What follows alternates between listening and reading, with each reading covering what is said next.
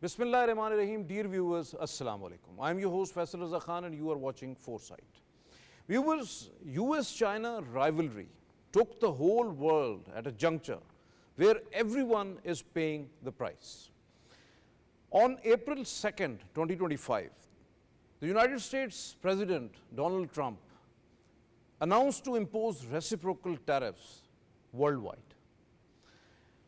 It's 10% baseline for around 100 countries, and at least the punitive tariffs are going to impose or already imposed on around 60 countries, including Pakistan, that is 29% on all its exports to the United States.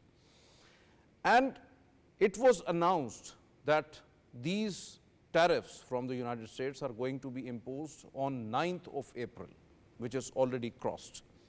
So now the situation is that most of the countries who have took retaliatory steps or retaliatory tariffs imposed on US exports, now they are going to pay the price, as US already imposed on 9th of April. But given a grace period of 90 days to those countries who have never retaliated but opted for negotiations with the United States. And now they will at least enjoy it for 90 days, including Pakistan. But soon after, whatever would be the result of negotiations, that would be the ultimate tariff. But the 10% baseline tariff is already imposed on all across the world. Pakistan-US bilateral trade stood at least or over $7 billion. And out of that, $5.5 billion are Pakistan's exports. Means over $3 billion is the export surplus or the trade surplus Pakistan has. Now, right now, the situation is that Pakistan's overall exports to the United States, it's the largest chunk, which comprises at least on textile, that is 70 to 80%. Rest of the exports, like we have rice, cement, some other sports goods and all that, but it is a meager area. The major chunk is Pakistan's textile to the United States, and Pakistan has lots of competitors in the region. The number one is Bangladesh, then India, Vietnam, Cambodia, even Sri Lanka, and China has a huge chunk. But there are lots of aspects of this trade war and the tariff which is already imposed by the United States on exports of various countries, including Pakistan. US trade tariffs going to hit Pakistan's industry hard. And the good thing is that Pakistan's government took very swift stance and swift actions on that. To save Pakistan's industry and exports and overall economy, it is very important that we should have to enter into the negotiations. And for that one, government has already constituted a steering committee, and then along with that, a working group on policy matters. And with those recommendations, Prime Minister Shehbaz Sharif has already given the task that a delegation will visit United States and hold talks with the Washington on these aspects. This is very important.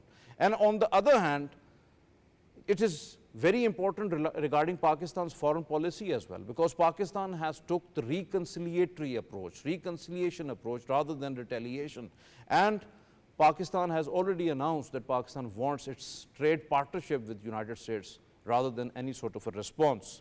So to talk on this very important subject related to the exports of Pakistan and Pakistan's economy, we have in our studios Dr. Hassan Daud. He is the investment expert. Thank you very much, sir, for your presence. And with him, Dr. Hidayat, he is the head of Department of Economics at the National University of Languages, Islamabad. Thank you very much, sir, for your presence. And online joining us from Federation of Pakistan Chamber of Commerce and Industries, Ms. Qurat-ul-Ain, she is the Vice President of FPCCI. Most welcome to you, ma'am. Thank you very much for your presence online. My first question to you, Dr. Hassan, how do you see the urgent steps and the swift decisions took by the the Prime Minister to not only constituted the steering committee and the policy working group, which has already submitted its report, but also given approval to send trade delegation to the United States for negotiation on imposition of these 29% of the reciprocal tariffs on Pakistani exports. Along with that, Deputy Prime Minister and the Foreign Minister Ishaq Dar held a telephonic conversation with his US counterpart Marco Rubio, and that was also very positive in a sense. Right now, a delegation from the United States is also here, and that US delegation already met with the Prime Minister, and there are lots of hopes about that. So there are lots of things. Even Pakistan's ambassador to Washington, Rizwan Saeed, also met with the US Secretary of Commerce, and there are positive vibes from there as well. How do you see overall aspect, and how much important is that we have taken it very seriously and a swift decision to send the delegation to the United States to have negotiations? Yeah, thank you very much. I think this is one existential, so to say, threat or clear and present danger that Pakistan has in terms of its economy, of course, in terms of the trade. And I think the coordinated effort and the coordinated steps that the Prime Minister office has taken, I think they must be acknowledged from a policy standpoint, where they have the standing committee and the joint working group, and also nomination or at least the approval of sending a trade delegation to US, and of course the discussion between the Deputy Prime Minister and the Foreign Minister with his counterpart, and of course our ambassadors, whose role is to ensure and foster relationship with not just the diplomatic community but also the business community. Obviously. I think all these measures have been taken brightly. You know, we need to understand that it's not just about the volume of trade that we do with US. I think it's about the overall shock to the economy. We have our challenges. We are bracing for those. But while I say this, that there are good steps being taken, and the government and of course the other tentacles are moving towards taking right measures, I think we should have prepared for this because some countries, even China and India, were preparing from 2018, from the first tenure of President Trump. And I think he had in his speeches and also the campaign, the political campaign, had spoken about imposing such reciprocal tariffs. So I means the government was already very cautious about that, and they were already preparing. That's good thing. I think so. We should have to preempt that. Because the threat is large, the impact on the economy, impact on our relationship with US is large. So I think the government has taken well coordinated step, and I think more has to be done. Your point well taken. Dr. Hidayatullah, in the backdrop of Pak-US possible trade tariff negotiations, let's have a kind of a scenario that whether Pakistan is going to reduce that 58% of the tariffs on the US exports, or marginally reduce to a certain level where US can consider reversal of kind of thing, or lowering the 29% tariffs on Pakistani exports. Some experts say that Pak-US should allow duty-free imports to each other. Now, while some reports suggest that there might be some consideration of the free trade agreement or the GSP plus, generalized scheme of preferences type of thing with the United States, would also be the consideration might be. So will such possibilities pave the way for a win-win situation for both the countries? Yes, when we are into negotiations, so negotiated settlement is always win-win situation. But it depends with which frame of mind you enter into negotiation. Okay, definitely. If you are in a frame of mind of total surrender, then you are at the losing end and the other party is at the gaining end. If now look into your option one by one. For example, free trade and the preferential agreement between Pakistan and USA. Then we will have to open our market for the US goods, and some of our industries might be affected, and the second thing, the government will be losing revenue. So that is not the preferred solution. The second thing is like anything less than 29%. So for example, if we are having You are anything. saying that even the baseline tariffs are okay. If we Yes, can get at yes, least yes, reduce it to 10%, that is yes. going to be a win-win situation also. Yes, because then your exports are the most compatible. Because Vietnam is having almost above the 40% tariff. China is having almost 37% and now 104% So it adding. means that we have to search some sort of a space in this scenario, Yes. which we have available there in the US market Yes, now. and the third thing is that like to have some sort of arrangement, like time bound arrangement. Like for 5 year we will have 10%. Then for coming 5 year we will be moving toward free trade agreement. But ultimately, it's up to the negotiating Yes, team so that how we are going to negotiate, and but to some extent or to larger extent, because there are lots of experts there in the team, stakeholders are also included in that team. So team is very, I am very confident on that particular, that negotiations would be, although that is the Trump administration and it would be tough one, but we can get some sort of a way out yes, of that. as I have said that with which frame of mind you will go, you will have outcome like that. Definitely, your point well taken. Ma'am Qurat-ul-Ain, you are from the chamber, from Faisalabad. Textile is the main industry which is going to be hit if these tariffs are going to be imposed outrightly. After massive tariff imposition, 29%, it's also expected that there would be increased goods prices in the US market, lowering the purchasing power of the common consumer or the customer there in the United States. It might reduce the demand for the goods, including the textiles, sports goods, food items even.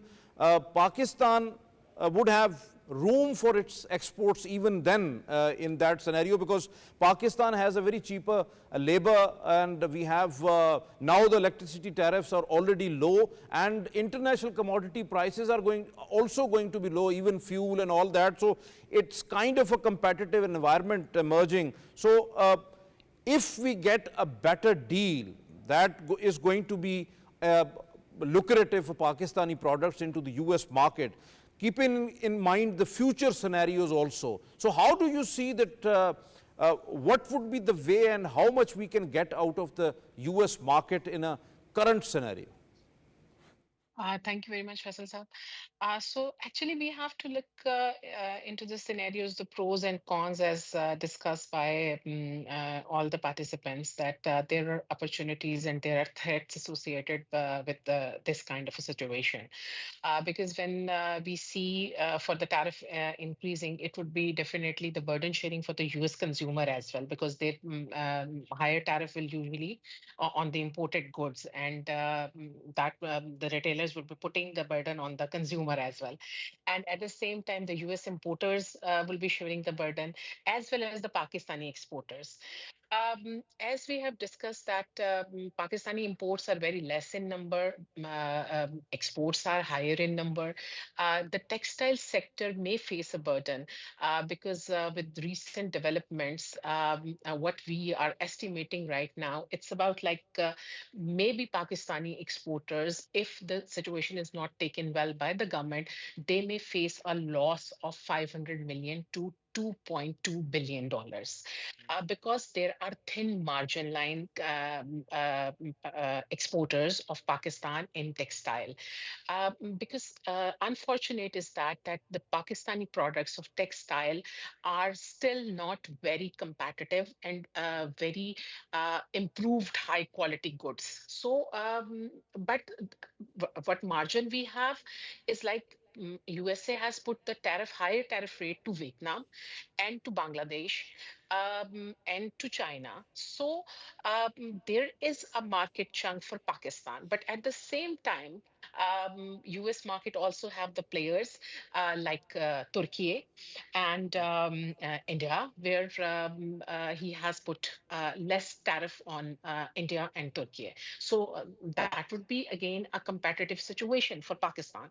Um, so we have to take the situation on the table with the American government as the Pakistani government has decided, because this in this situation, if we sign the trade agreement with the USA, that would be very important, because we don't have any preferential trade agreement with the US government, and we don't have the free trade agreement with the US government. So this is the time where we have to sign FTA with USA, and we have to see that how we can make utilization of our competitors like Bangladesh, Vietnam, Cambodia, and China over US. So when we are talking about the different scenarios, that do you think that if just consider that the tariff which is right now, or some sort of a lower tariff already imposed on our exports, which is not the case right now, but ultimately the baggage will be on the US consumer, number one. And now, whether the importing companies or the exporting industries will bear the brunt a bit, so that that not directly transferred to the consumer, so that our product should be some sort of having competitive, and we get some profit rather than the huge profits. Then there is another scenario, that whether the exporters or the importers, either they are going to face some sort of a chunk out of that burden, or the governments give subsidies to the industries or to the importers, or all, so that we can, that consumer must have to be protected. But this is not only the case when it comes to Pakistan, because it is, the tariffs are across the board and across the regions and across the world. So now we have to bear the brunt, but we have some sort of a light there in the consumer market within the United States, that there are lots of competitors now, but their products are not going to be much competitive as compared to Pakistan, because of lots of reasons. Yeah, that's absolutely right. So basically, the challenge for Pakistani product is that we have to make it competitive. As you have already mentioned, that now the energy cost has been declined in Pakistan.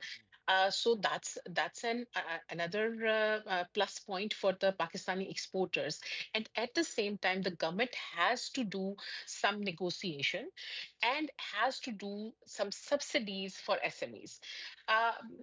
If we see some situation with the US, as our imports are very less from USA, we are buying palm oil from Malaysia for more than $4 billion. So if we offer some reciprocatory impact to USA and started buying soybean oil from USA, then definitely USA would be seeing Pakistan a sort of fair trade deficit balancement, because We are right already now, importing cotton from United States, so yes, the commodity we can have, because larger manufacturing industries and the large scale machinery might be not possible to import from United States, but these are the areas where we can negotiate with United States to import commodities and all others. Your point well taken, ma'am Qurat-ul-Ain. Dr. Hassan, what a Trump tariff war actually mean for Pakistan? Because due to the intense competition in the United States market, especially against low tariff nations, and marginalized US consumer now, which is right now there in the United States, Pakistan can lose huge market chunk over there, billions of dollars of exports, resultantly that there could be a trade deficit. Obviously, when trade get lower, we have a trade deficit, and then resultantly, I'm talking about overall headline trade deficit. Resultantly, that would be the lower foreign exchange, which Pakistan needs a lot really. Reserves would be affected, dollar shortage might be, and then obviously we have a kind of balance of payment issue.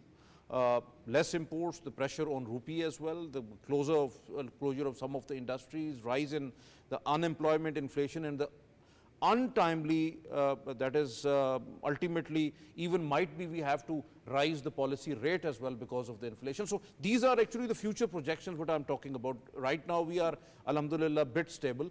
So how do you see in future if that happens?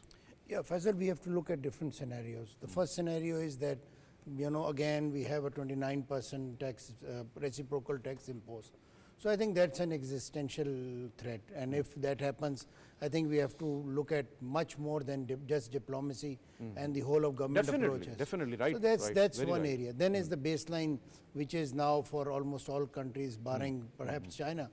And in that case, we can look at different options. But remember, whatever options that Pakistan looks at, both internally and externally, we are under an IMF program.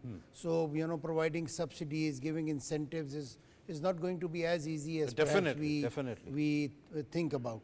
So, based on that, I think the government has to look, and I think what we have to do in either scenario, baseline, maybe signing an FTA, which in itself, Pakistan does not have a very good experience of FTA also. We have had FTA in China, and our trade deficit has increased, and with other countries where we have FTA. So what we have to look at is a long-term approach. You know, negotiation, smart diplomacy, and also smart FTA. When we talk about FTA, it should not be about reciprocal tariff. For me, FTA should mean access to market. So if we're doing FTA with China. FTA never ever means that absolutely free, because the free trade agreement doesn't mean that it's all free. There are certain effort that has to be done by our industry, because say for example you have host of goods that you can export to a country, you have to have that industry to produce that goods and export. So our industrial setup is not as strong as we think, especially our export-led industries, barring textile to a certain extent. We need to diversify. That's the very important point. Unless we diversify, create that human resource that can help in diversifying. Looking at incentives, you know, for me, trade should never be a diplomatic tool. Trade should be for help of eradicating poverty, should be used for globalization, bringing nations together.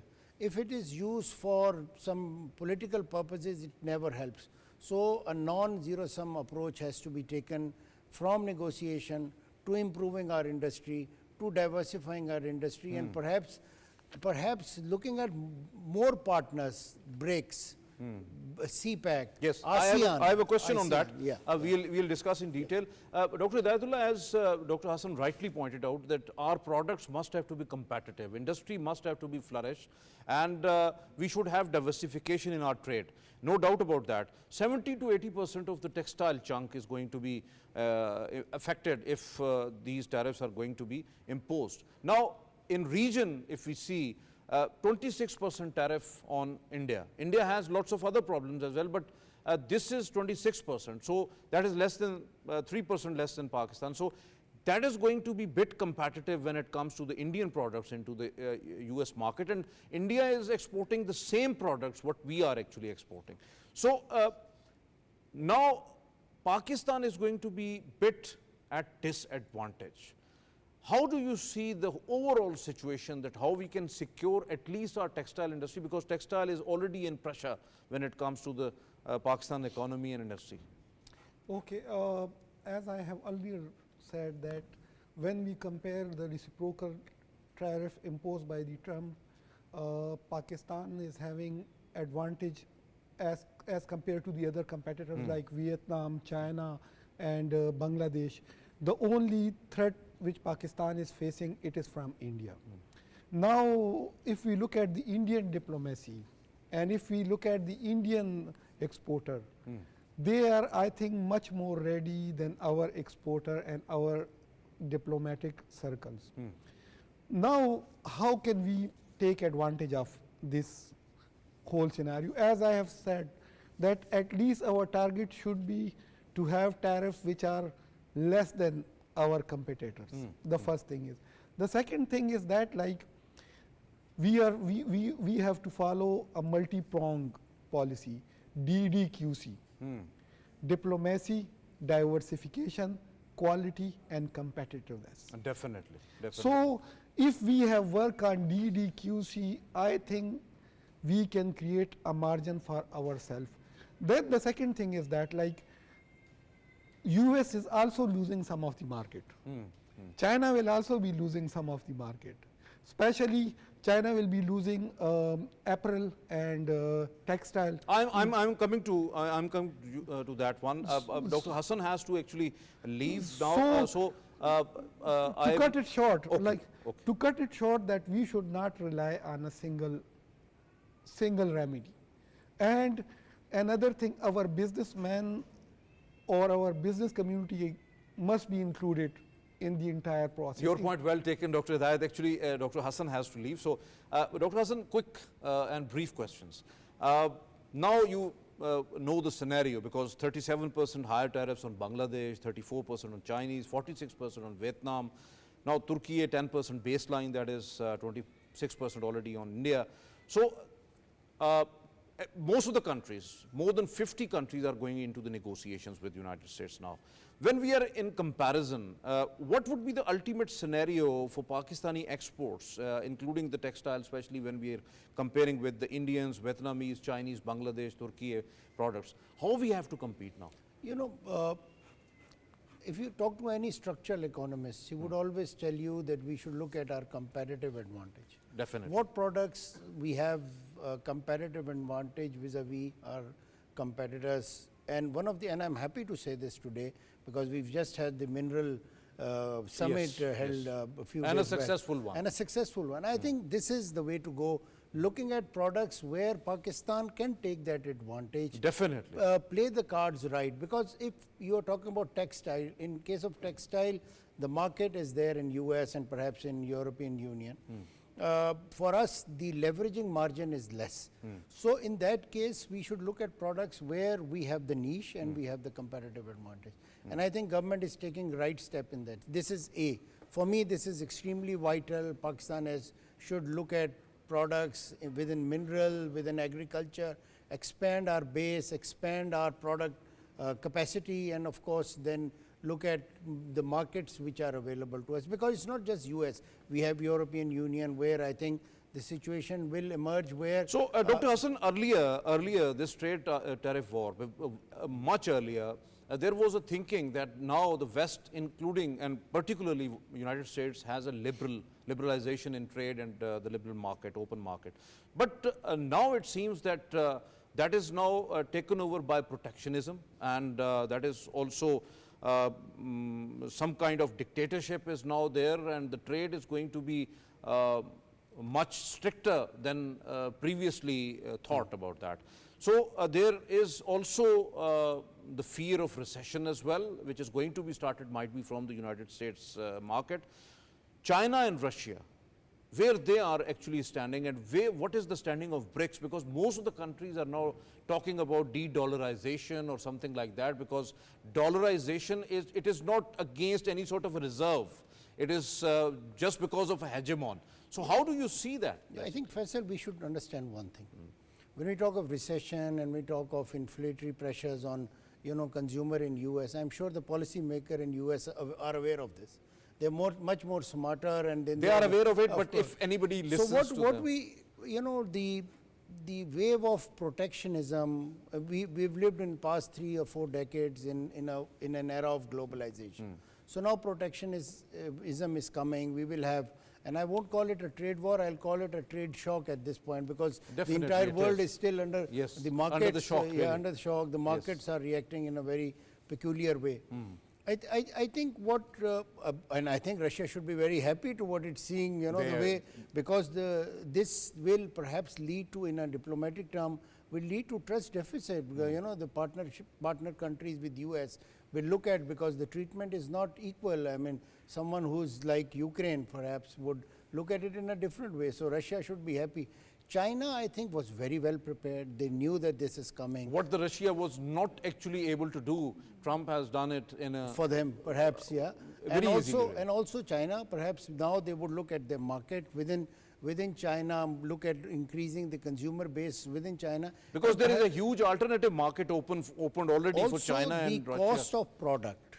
We should understand that China, from factory of the world, has now become the technology hub of the world. No doubt. So with EVs coming, these niche markets, China will still become and will continue to create that enabling environment for themselves. Definitely. The problem is for countries like Pakistan, Vietnam, Cambodia, which look at export, which have trade deficit, we have challenges around our economies. So I think for them, it will not be easy. We have to play our cards right, and more importantly, embrace technology in our products. And I think the role of, and Qurat-ul-Ain is here, I think the role of business bodies, chambers will be very, very important to actually create that enabling environment where, and also the special economic zone. We've been talking, you and me here in this program have been talking about special economic zone for over so many years. So now is the time that they should be populated with new technologies, with new products, with diversification, with new markets. And definitely with the sincerity of purpose, that is very important. For me, sir, ASEAN is the solution of lots of problems. For Pakistan, we should foster our relationship with countries like Indonesia, Malaysia, even broader. We have to enhance our regional trade. That is very important. Because we are not just interconnected, we are interdependent, and you know, this shock has actually demonstrated that. No doubt about that. Your point well taken, and thank you very much for your presence, Dr. Hassan. Thank you very much for that. Qurat-ul-Ain, what's the position of the trade licensing? You were talking about the quality assurance and the standardization for international market, the value addition, because that assures the quality trade to any market, especially when we are talking about the United States, as that was actually really allowed at 5% to 15% tariffs earlier. But we have not benefited out of that because now this is another way to enhance the premium face value of the products. It's not only the question of textile industry only or the textile products, but also there is a huge question related to the leather, the sports goods, the surgical, the plastic, the cement, and also the furniture, electronics and other products, because the value addition, the trade diversification, the quality assurance and overall trade licensing and all that, that is very prerequisite and very important when it comes to the real-time trade to any sort of a country to get the maximum chunk out of that foreign market. Absolutely right. And Faisal, this is a right time where we have to identify our current gaps. It's not only related to US, but it's related to all the countries because we are always lacking of research and development. So whenever we are sitting, we are looking that Pakistan is always backlashing in taking some steps. When people in the Western parts or the other parts of the globe stop following those trends, we start following those trends. So we have to invest in the skill development and research and development and in the design studios, especially for other sectors, not only textile, because we have a lot of opportunity of development in the leather sector.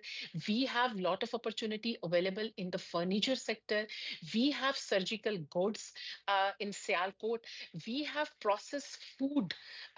We have plastic and chemical products. So it is important that we should be focusing on developing brand Pakistan. We have to do our shows in different countries like Made in Pakistan. As you remember, we have done in Oman and it was a huge success. Why we are not doing it? Because we are lack of the product line. So we have to diversify.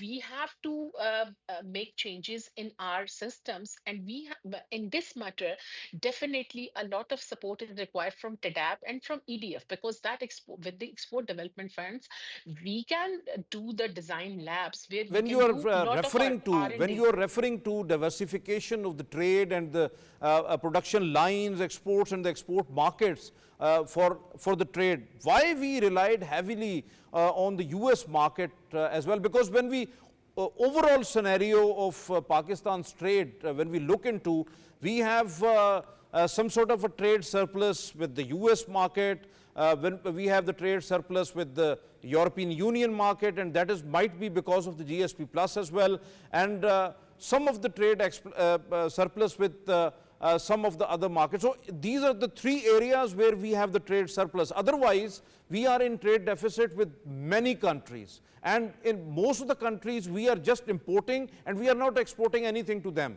So why is so? And why not to have new markets? I have some examples like why not Africa?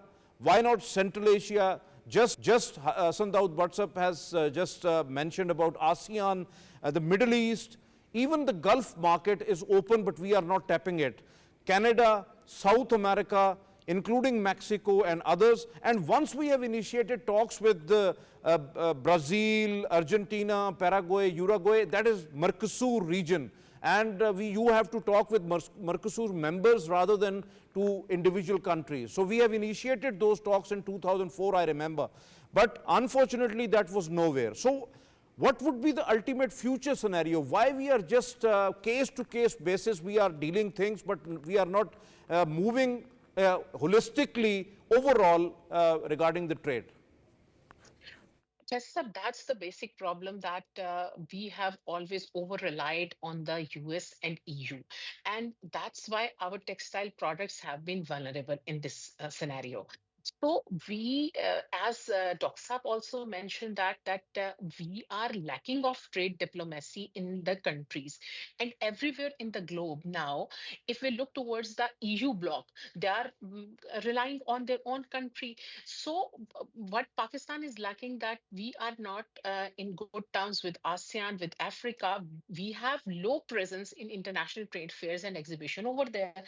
So we have to do the future outlook into the market, and we have to do right kind of FTA and PTA with such kind of countries. I'm telling you that last year at FPCCI, we have hosted SEO conference, and that was so great to listen from our regional partners. And over there, as you rightly said, we are lacking because we are importing the goods, but we are not exporting. Same is the case with Turkey. The trade is already in the benefit of the Turkey, because we are just importing. We are not exporting, though we can export a lot in the form of seafood and other materials to Turkey. And as the same, Pakistan is a very important position if we look towards the Central Asian states. So through ECO platform, we can make utilization of these Central Asian states and Middle East, or definitely that is And through the sea. We are connected over there. beside the international markets and the diversification of the markets, we also require that we should have an industrial base. We have a product line. We should have the value addition. We have different products available, a huge line of products available, so that we can showcase them into the exhibitions and to promote them across the world. When we are talking about made in Pakistan, I love that made in Pakistan logo, and those products must have to be there in the international market, in every supermarket in UK, in Germany, in America, in Canada, and Africa. But we need to work on that. We have to focus on that. Your point well taken. Dr. Hidayat, as ma'am is talking about, another important aspect is that there is now a huge chunk available when most of the countries are actually leaving the US market. Now you have the space available over there because of the cheapest labor, because of the very lucrative products, although we have very squeezed products, but whatever available, that is best. So how we can get those the spaces occupy and export our commodities or services to get maximum benefits out of the US market and even in any market? Okay, if we focus on the textile market only, so if the trade share lost by the China, Vietnam, and Cambodia, we can get the space left by them, the market left by them in textile and apparel, first thing. The second thing in surgical instruments. The fourth thing which we can get in BPO, business processing outsourcing. And a lot of that goes to China and Vietnam and even to the Bangladesh. So we can capture that. The third advantage which we have, we can even provide them some services, like in IT services, and most of those sourcing, our human resources has not to leave our country. They will be sitting right at home and they will be earning in dollars. And the good aspect of all this scenario is that by current prices of the petroleum, Pakistan can save up to $2 billion. Yes. The second thing is that now the margin will be left just within 1 billion and 1.5 billion. I think Madam is sitting over here. Our business community is very smart and they are very handsome people over there. I think if the government can take them into account, 1.5 billion or 2 billion is nothing for them. But at least the government should provide FCPI and the other Chamber of Commerce to represent and to put their case in the international markets. So what about WTO, World Trade Organization? This is a very important area because we are talking a lot about United States, the markets and all that. But where is the regulator? Actually, where is in 1980s, WTO was pushed by the USA through Washington consensus that there should be free trade, there should be globalization. But what Trump administration has done, it is the total reversal of WTO. First of all, WTO has become irrelevant in this whole scenario. Now the country would have to deal bilaterally when it's come to the international trade. And then the politics... Do you not think it creates monopoly or something like that? Because you know that WTO has three mandates. First of all, to oversee the international trade. Second was to resolve the trade-related dispute. And the third was to promote environment for free trade. After the Trump administration, reciprocal tariff, all of those things has been pushed to the back burner. Now, because it is already contravened to the WTO regulations and international trade. Or anti-globalization, or it is more protectionist, and the international trade will be now the matter between two So do you countries. think that there would be trade alliances? Because we have already seen China, despite of all rivalry with Japan and South Korea, now they have formed an alliance in between. And now European Union is also approaching China, and there was a delegation in Beijing as well, and now they are thinking about having an alliance in between. So what about that? It means that WTO in future, the future of WTO is going to be bleak. What would be the ultimate solution for the developing world, the global south? You know, like that Pakistan. EU was the long-term ally of USA. So by Trump administration, reciprocal tariff, first of that biggest bloc will be moving from the US, or at least from the influence of US. The second thing is we already have BRIC.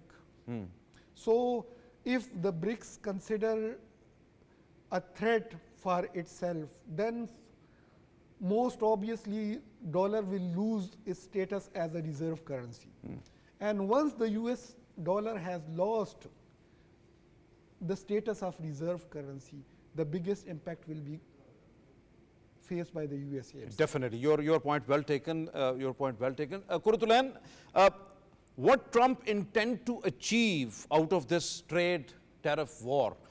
Do you think that he will take back lots of investors, industries into the United States, or he actually intends to negotiate and make a deal in haste due to the domestic politics? Because it seems that whatever the tariffs are imposed, actually the actual beneficiary of this whole scenario is actually China, because China was already getting off from the US market, and they were already having the diversified markets into the Africa, in South America, in lots of other regions. So countries like Pakistan, because ultimately if you lose a chunk, we have, even if we are talking about textile products, already we have $5.5 billion of the trade exports to the United States, but at least $1.5 billion to $2 billion of textile products. So we have lots of workers working in those factories, industries. Lots of people are there, human resources. Small and medium enterprises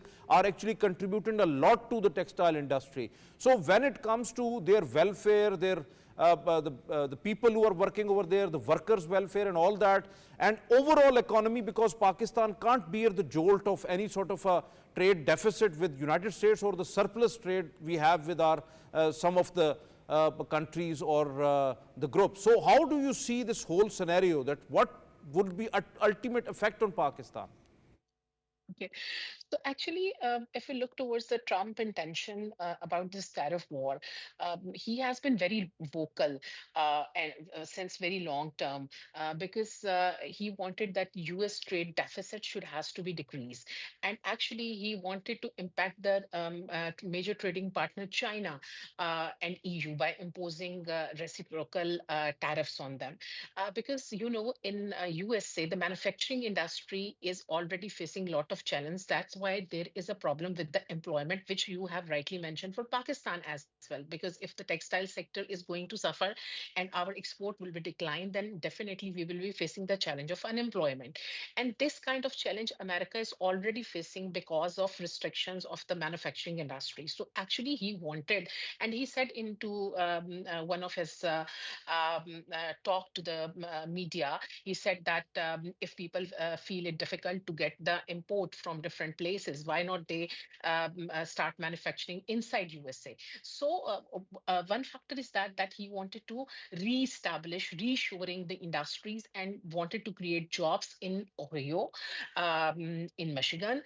That's the manufacturing zones over there, and making the Chinese products more penalized and to discourage those import. Now, if it comes towards Pakistan, what would the effect? Because there is a global slowdown. Definitely, it will be reducing the demand for the exports, and rising input prices will affect our manufacturing cost as well. And as you already said, that in such kind of situation, if we look towards the stock market position in Pakistan from last 2 3 days, the stock market has also going very slow down, and it is getting the impact because the investors are losing the confidence that what is going to happen next. But as America has put a pause over there, then today we have seen that there is a Situation of uncertainty, growth. and that is not only in Pakistan but also across the world. So we have to gear up for that situation. Thank you very much, Ma'am Qurat-ul-Ain, for being with us online. Thank you very much for your precious time and very candid views. Thank you very much, Dr. Hidayat, for being here in the studios. Thank you. Viewers, as you have just listened to our panelist, Dr. Hassan, he has to leave earlier, so we are thankful to him as well. But overall scenario is actually disturbing. It is not only for Pakistan, particularly for the third world countries like Pakistan, but also for the US allies like European Union, like Japan, like South Korea and all others. So another disturbing thing is that World Trade Organization, the international trade rules and regulations are now in the dustbin. And it is going to be what the other countries or bilaterally most of the countries will decide, and already the alliances are going to be formed. Already Japan, South Korea and China has already having negotiations for an alliance, and then the European Union is also looking for that one. Pakistan took a path of reconciliation, and that is the right approach when it comes to the Pakistan's foreign policy, when it comes to save Pakistan's trade and exports to the United States. And what would be the ultimate outcome of those negotiations? If we drag these 29% of the tariffs on Pakistani exports to 10% on the baseline, at least to 10%, it means it would be a huge success. We can have another opportunity that there are lots of space available within the US market when China and lots of other countries are going away. So Pakistan has to grab that space. Might be this is going to be a great chance for Pakistan to enhance Pakistan's exports even further from $7 billion to beyond $10 billion. So there are lots of opportunities available. This is all, we don't have to disappoint with this situation. We have to be very firm on our footings. We are not going to lose something, but if we negotiate with the strength, and that is very important. And that is again some of the things which are very important related to our own domestic consumption. We have to put our house in order. Number one, the competitive industries. Industries, first of all, industries, and then the competitive industries, then the value addition, trade diversification. We have to look into the different markets. We have Africa is available, ASEAN is there, Central Asian republics, Gulf is there, South America. We don't have to rely on a single market right now. We can't give subsidies, might be because there would be difficult as we are in the IMF program right now, but we have to diversify. We have to create the highest kind of skills among our youth and create a human resource which is viable. Then we have to grab this technology. That is very important for our industry as well, and we have to make this brand made in Pakistan. Then also there are lots of areas which needs to be focused, but if we real time create an industry which is competitive across the world, we have diversification into the trade and the markets, I think so that Pakistan will gain a lot, and we have to promote made in Pakistan brand, because that is very important if we earn a real time economy and prosperity for Pakistan. This is all from today's Foresight. It's time to sign off. Allah Hafiz and Nasr.